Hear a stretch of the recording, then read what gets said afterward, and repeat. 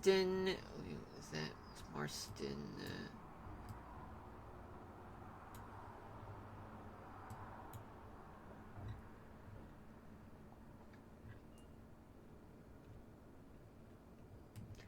Okay, actually make that 62 in Utica. No, in Burlington to 82 in Boston. Only because you have a cold front. In upstate New York and Pennsylvania, temperatures range from the low 60s to mid 70s. The greater New York City area, currently, temperatures are in the upper 70s to mid 80s, but that could change in a matter of moments because the temperature is going to drop right about now. Not really, but in about a few minutes. Now let's go to the Mid Atlantic, like Delaware, Pennsylvania, no, Delaware, Maryland, DC, and Virginia, where temperatures are in the 80s. West Virginia, temperatures are in the 60s. That's only because West Virginia's right behind the cold front, and Virginia's right ahead of it. Much of Virginia, at least. Alright. Let's go down south, where you do have plenty of southwesterly winds located in the Carolinas and parts of Georgia. They're moving up to 20 miles per hour, but southern Georgia just mostly light and variable winds. Tennessee, and Alabama, Mississippi winds are coming from the north, but shifting to the east in Alabama and parts of Mississippi. But winds are light and variable on the southern parts of Alabama, Mississippi, and the panhandle of Florida. In the peninsula part of Florida, you have winds there that are blowing to the north generally in parts of South Florida. But in northeastern Florida, winds are coming from the northeast, blowing up to 20 miles an hour. But a little lighter, though, down south, because you have an area of low pressure right on the eastern side of the Gulf. And in Louisiana and Arkansas, you have winds that are generally coming from the north-northeast, becoming light, though, in Louisiana. But in Oklahoma, you have winds that are somewhat light and variable, but they have winds that are coming from the northeast, shifting to the north, at up to 20 miles an hour, though. In Texas, you have winds that are coming from the north-northeast, moving up to 20 miles an hour, but then they're shifting to the west and then back to the north in the panhandle part of Texas. In the southern tip, winds are moving to the southwest-southwest at up to 20 miles an hour, but in southwestern Texas, they're blowing up to 25, close to 30 miles an hour there. Now let's talk temperatures in the southeast. So what do we do? Okay. So right now throughout much of the Carolinas, you have temperatures that are in the mid 70s to low 90s. In Georgia, temperatures there range from 75 in Atlanta to 89 in Albany, Georgia. Tennessee, temperatures are in the 70s. In northern parts of Alabama and Mississippi, temperatures are in the 70s, but in the southern parts of both states, temperatures are in the 80s. And we go to Arkansas, temperatures are in the 70s. Louisiana, temperatures range from the mid 70s to mid 80s. And we go down to Florida, where temperatures are very hot. Some places could be as low as 82 in Daytona Beach and Key West, to 95 in Tallahassee. Then we go to Oklahoma, where you have temperatures that range from the upper 60s to mid 70s. And we go to Texas. It's quite a contrast though. In Texas, the panhandle of Texas, temperatures are in the upper 60s to upper 70s. Western Texas, temperatures are in the 70s to low 80s. In the southern parts of Texas, temperatures are in the 80s. In the center and northeastern part of Texas, temperatures are in the 70s to low 80s. Now let's go to the Midwest. Let's see. Well, we are seeing winds in the northern plains that are coming from the north-northwest, blowing up to 30 miles an hour. Then they shift to the east as they move into the Great Lakes region and parts of the Ohio Valley. But in the Ohio Valley, winds are becoming lighter there, moving up to 20 miles an hour to the south. And in the Great Plains region, you're seeing winds in some places that are light and variable, but in Kansas, winds are actually coming from the south at up to 20 miles an hour. Then they move to the east, increasing to up to 25 to 30 miles an hour in Missouri. Oh, there is an area of surface high pressure in Nebraska, though.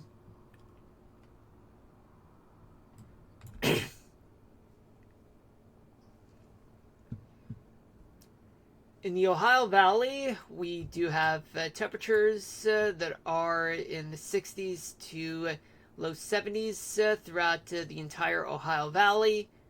That includes Kentucky, Ohio, Indiana, and Illinois. And we move on to the Great Lakes region, where throughout Wisconsin and both peninsulas of Michigan, temperatures there are in the low 50s to low 60s. Then we go to the Dakotas and Minnesota, where in Minnesota and in Minnesota temperatures are in the 50s. In the Dakotas, temperatures are in the mid 50s to mid 60s. Then we go down along the Missouri River Valley, where you have 4 states like Iowa, Nebraska, Kansas, and Missouri. Let's see what we got. So, Iowa. Temperatures are in the 60s in Nebraska and Kansas, especially in Missouri. Temperatures there range from the low 60s to the mid 70s. Then we move on to the Northern Rockies. Well, let's zoom out just to see what's going on throughout the entirety of the West. Light and variable winds throughout the Pacific Northwest, much of the Pacific Northwest, except for southern Oregon, where winds are coming from the south, blowing up to 20 miles an hour.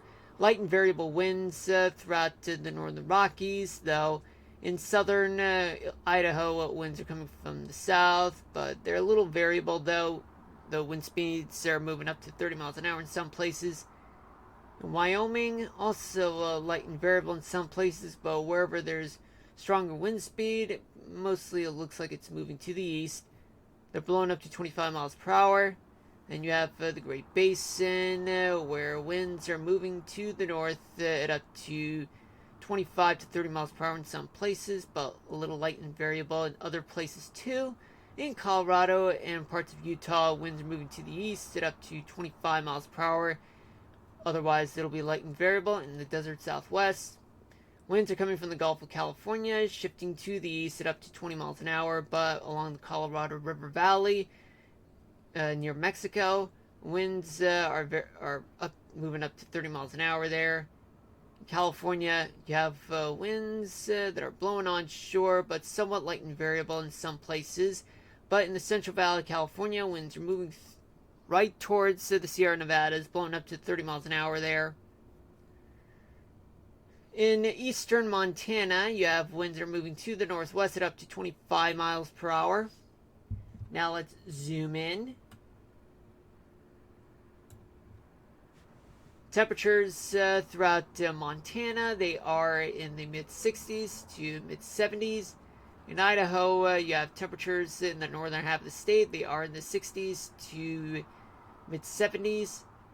In southern Idaho, temperatures are in the upper 70s to mid 80s. Wyoming, temperatures are in the upper 60s to mid 70s. Then we go down to the Great Basin. Temperatures in Colorado, they range from 62 in Alamosa to 80 in Grand Junction. In Utah, temperatures range from the low 70s to mid 80s. Then in Nevada, you have temperatures throughout much of the state. They're in the 70s, except for the southern part of the state, where it's going to be in the 80s. And we go down to the desert southwest. In the desert southwest, we got temperatures there. They're in the upper 60s to mid 70s. Throughout the northern half of Arizona, temperatures range from 68 in Alpine to 82 in Kingman. In the southern part, temperatures are in the upper 80s to mid 90s. Then we go to California.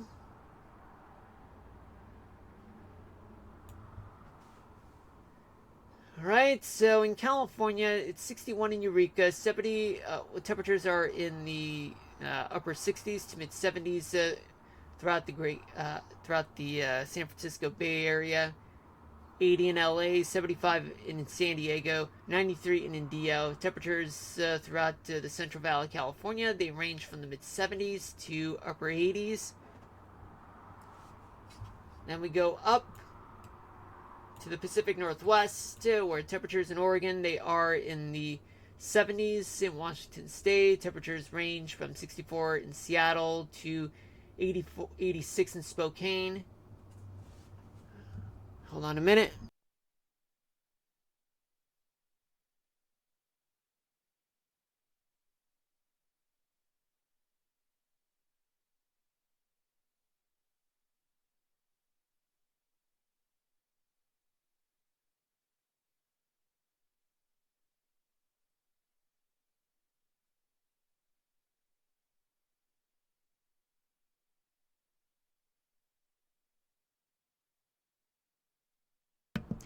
Alright, I'm back, folks. Now let's zoom out and see what we got for gusts. Strong gusts are up to 50 miles an hour throughout New England, only because of some severe weather that's about to happen soon. And then we go to the rest of the Appalachian Mountains, where wind gusts are up to 40 miles an hour in some places. And there's another one, another batch of 40 plus gusts throughout the Great Lakes region, the upper Mississippi Valley, and parts of the Ohio Valley too, and even the Sierra Nevadas and parts of the Great Basin, but not widespread though. Now let's talk about humidity. It's so humid throughout the interior parts of New England, especially plus the Poconos, northwestern New Jersey, and humidity starts to build up throughout parts of Long Island and southern New England, and much of West Virginia. They are getting humid. Oh yeah, and let's not forget about the rest, which happens to be northern Georgia, all the way to southern Ohio, throughout Tennessee and Kentucky, and even Mississippi, Louisiana, parts of Arkansas, northeastern and southwestern Texas, and also the coastal parts of the Pacific Northwest and northern Minnesota, and even parts of Michigan, getting humid.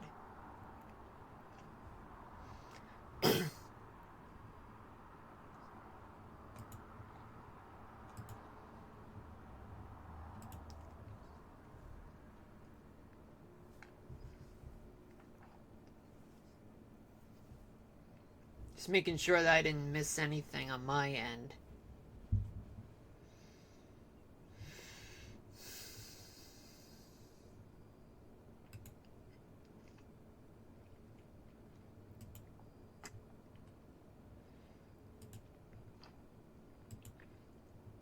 So rainfall accumulation. So what we have throughout the East Coast all the way to Georgia is that we have a cold front in which it's going to deliver.